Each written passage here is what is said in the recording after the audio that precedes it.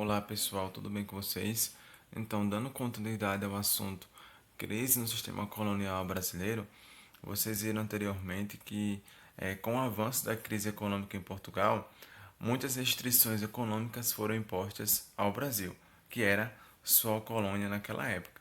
E isso aconteceu com o objetivo de garantir o rendimento necessário para suprir a demanda de riquezas da metrópole.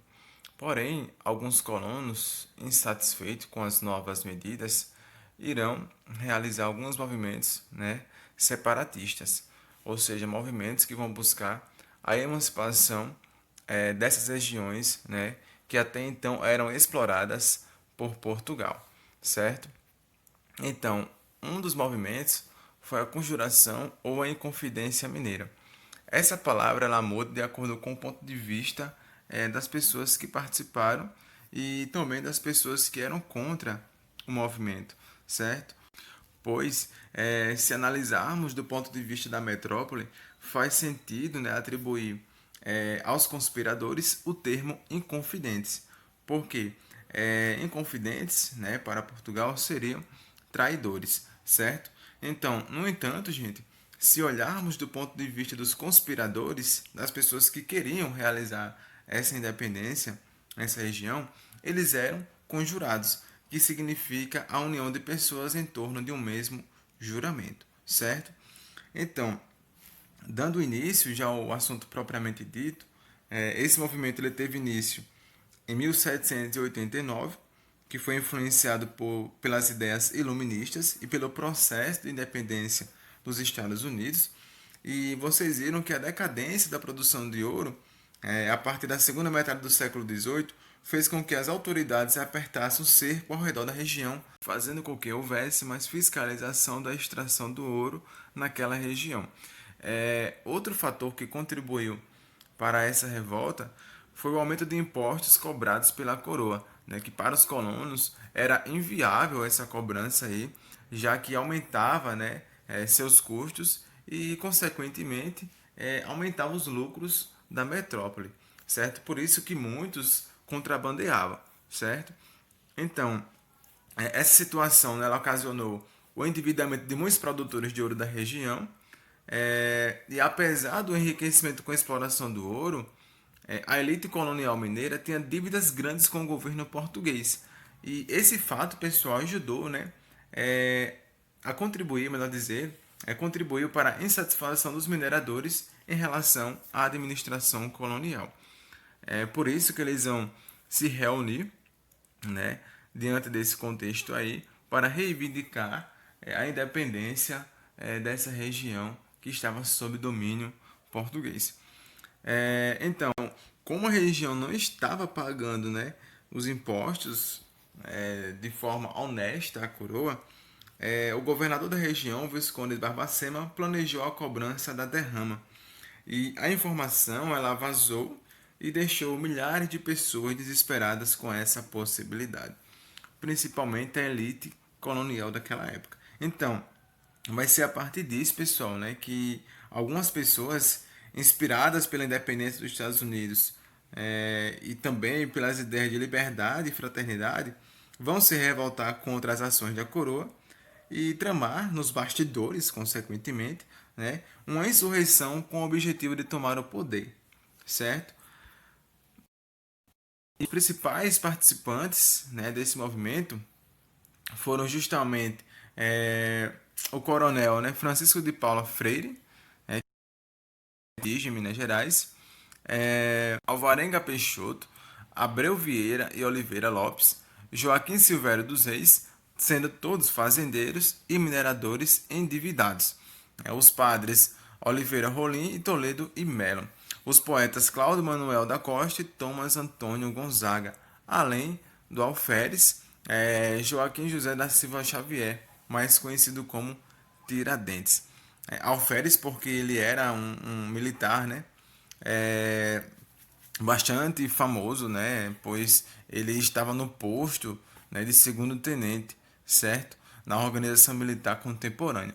Então, entre os temas discutidos durante o movimento de emancipação estavam a valorização do ensino com a fundação de uma universidade em Vila Rica, a proclamação de uma república mineira e o desenvolvimento de manufaturas para a produção de tecidos e objetos de ferro, como ferramentas de mineração.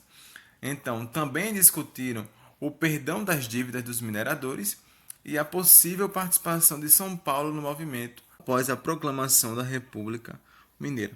Então, duas situações chamam a atenção nesse contexto. Primeiro, a maior parte dos inconfidentes era proprietária de escravos, né? Eram membros da elite, certo? Por essa razão, não havia intenção de acabar com a escravidão, certo? O que eles queriam, pessoal, era se libertar da opressão da coroa, né? Então, também era objetivo libertar apenas a região de Minas Gerais, como eu já falei, onde era mais forte a fiscalização do governo. Eles queriam, nesse caso aí, uma independência, né, política, social e econômica, certo? Então, após várias reuniões entre os manifestantes, né, entre as pessoas que participaram desse movimento, os rebeldes definiram a data do início do movimento, que ocorreu no dia do decreto da derrama. Entretanto, no grupo dos inconfidentes havia um membro da elite, Joaquim Silvério dos Reis, o mais endividado com a coroa, que trocou o perdão de sua dívida pela delação de seus companheiros.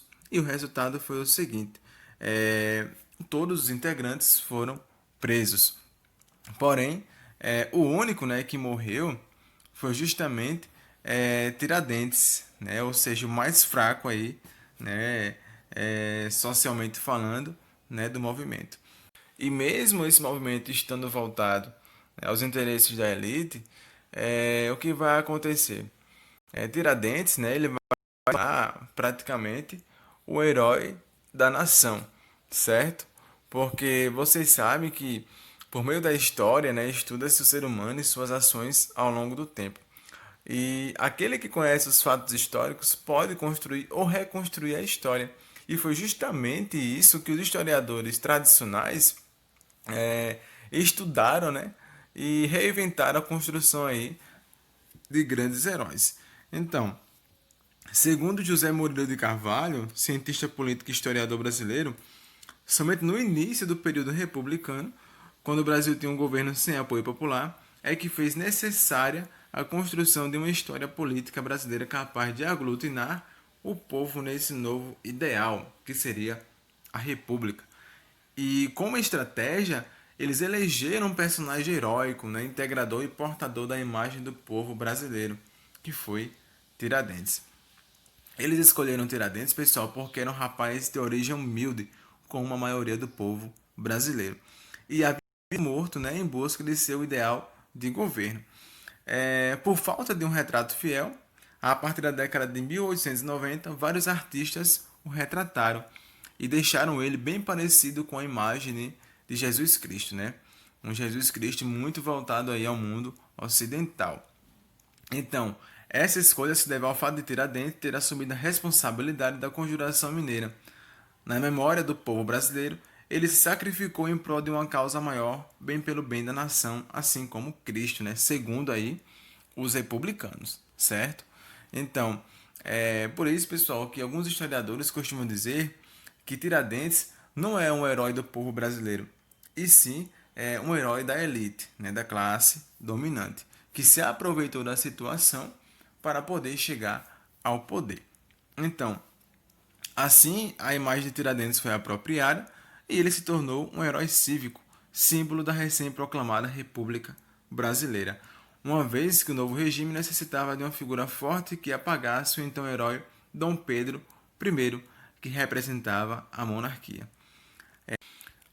Ainda assim, Tiradentes pode ser lembrado pelo que significa nos conceitos de independência, resistência e democratização do país. E até hoje é comemorado, né, o dia aí de Tiradentes, certo? Dia 21 de abril. Tá bom, pessoal? Então, gente, na próxima aula nós damos continuidade e falamos um pouco sobre a conjuração baiana para encerrar esse conteúdo, tá certo? Bons estudos, boa atividade e até a próxima.